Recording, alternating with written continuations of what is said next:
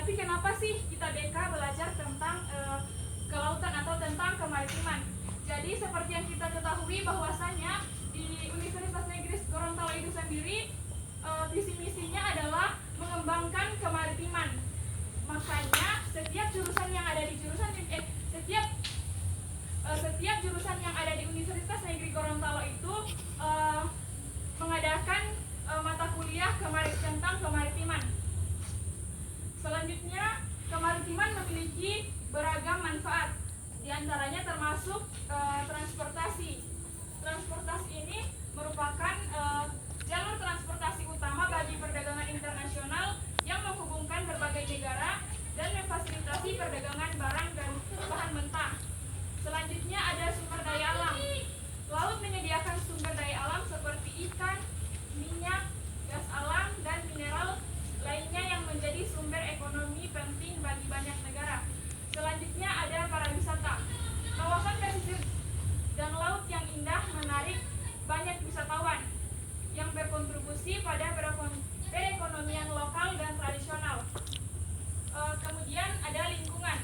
Laut menyediakan layanan ekosistem yang penting seperti penyediaan oksigen, siklus air, dan penyerapan karbon yang berperan dalam menjaga keseimbangan lingkungan global.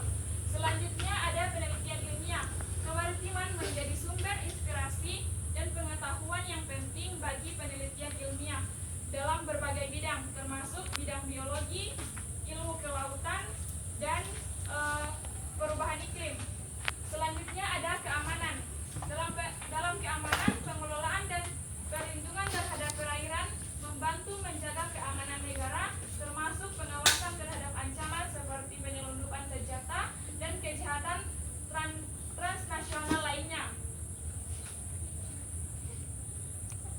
Selanjutnya, pandangan tersendiri tentang kemaritiman dan bimbingan konseling. Kemaritiman dan bimbingan konseling mungkin terlihat tidak terkait secara langsung, akan tetapi beberapa titik persimpangan, misalnya dalam industri maritim, pekerja sering menghadapi tekanan isolasi dan stres.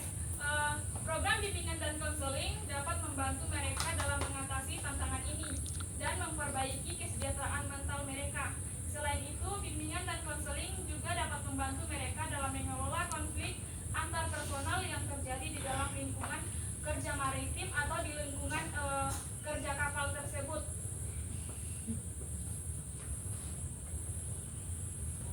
Selanjutnya, kemaritiman sendiri itu memiliki banyak manfaat dan sangat berpengaruh untuk ekonomi Indonesia, karena hilirisasi dari perdagangan laut itu sendiri sangat berpengaruh. Hal itu sangat berpengaruh bagi perekonomian Indonesia, karena harga pasar di luar negeri beda dengan harga pasar yang ada di dalam negeri. Harga pasar di luar negeri lebih besar harganya ketimbang harga pasar di dalam negeri.